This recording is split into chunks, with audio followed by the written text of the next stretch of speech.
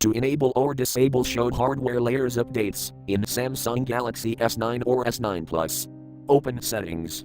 From a home screen, swipe up or down from the center of the display to access the apps screen.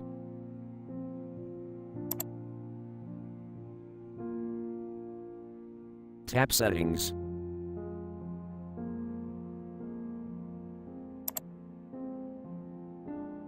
Scroll down.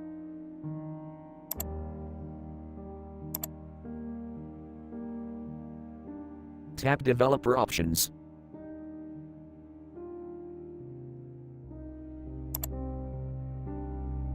Scroll down.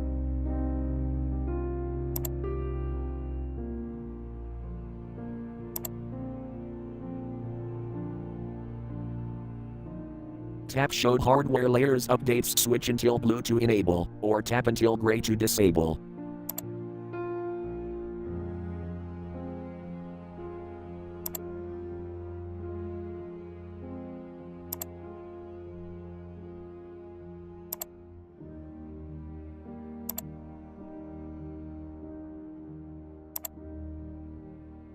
Thank you for watching. Have a nice day.